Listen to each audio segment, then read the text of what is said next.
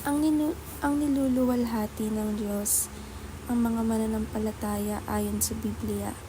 Ngunit mahalagang maunawaan na ang glorification o pagluluwalhati ay hindi nangangahulugang ang tao ay magiging kapantay ng Diyos. Sa teolohiya, ang glorification ay ang huling yugto ng kaligtasan, kasunod ng justification at sanctification, kung saan ang mga mananampalataya ay tatanggap ng maluluwating katawan at buhay na walang hanggan sa piling ng Diyos.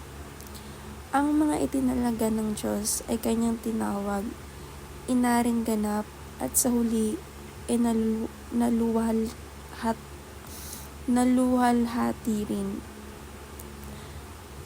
Ganito rin ang sinasabi sa Philippians chapter 3 verse 20 to 21 na ang ating katawang marupok ay babaguhin upang maging kawangis ng katawan ng kaluwalhatian ni Kristo. Hindi ito pagluluwalhati na nagbibigay ng pagsasambang nararapat lamang sa Diyos, kundi pagbabahagi ng kanyang kaluwalhatian at dangal sa kanyang mga anak bilang bunga ng kanilang pananampalataya at katapatan. Sa ganitong paraan, totoo ngang naluluwalhati ng Diyos ang mga mananampalataya bilang katuparan ng kanyang pangako ng buhay na walang hanggan at pakikisama sa Kanya sa kaluwalhatian.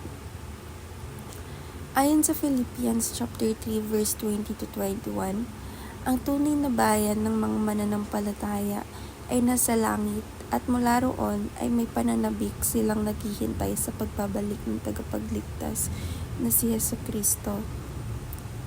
Sa kanyang pagbabalik, sa pamamagitan ng kapangyarihang ipinamalas niya sa pagsusuko ng lahat ng bagay, babaguhin niya ang ating katawang mahina at marupok upang maging maluwalhati tulad ng kanyang sariling katawan. Pinapakita sa talatang ito ang pag-asa ng mga Kristiyano na balang araw ay kanilang mararanasan ng ganap na kaluwalhatian sa piling ni Kristo.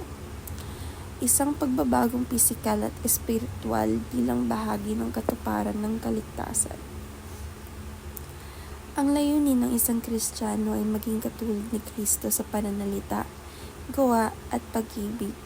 Sa ating pananalita, tinatahak natin ang daan ng katotohanan, kabutihan at pagpapalakas ng loob sa kapwa. Sa ating mga kilos, hinahangad nating ipakita ang kababaang loob, pagtulong sa nangangailangan at katapatan sa lahat ng bagay. At higit sa lahat, sa ating pag-ibig, nagsisikap tayong magmahal tulad ni Kristo, tapat, walang hinihintay na kapalit at handang magsakripisyo para sa iba. Sa gantong paraan, unti-unti tayong nahuhubog ayon sa kanyang wangis na siyang tunay na layunin ng buhay ng Kristiyano. Maniwala tayong ang pagiging banal ay itinalaga tungo sa kaluwalhatian. Ang proseso ng pagiging banal ay hindi lamang pagbabago ng asal, kundi isang espiritual na paglalakbay na ginagabayan ng Diyos upang hubugin tayo ayon sa wangis ni Kristo.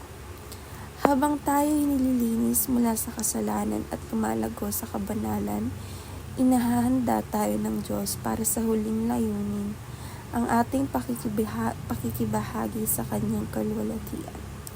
Hindi ito madaling landas, ngunit ito ay tiyak na patutunguhan ng mga tapat sa pananampalataya. Ang mabuhay magpakailanman sa kaluwalhatian ng Diyos.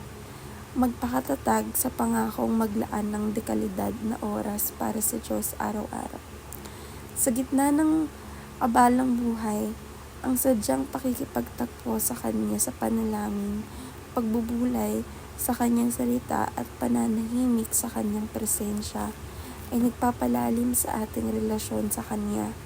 Ito ay hindi lamang tungkulin kundi isang pribilehiyo upang makausap ang Diyos ng buong sansinukob. marinig ang kanyang tinig at mapuspos ng kanyang kapayapaan at gabay. Ang araw-araw na pakikipag-ugnayan sa Diyos ang nagbibigay lakas, karunungan at direksyon upang mamuhay ayon sa kanyang kalooban.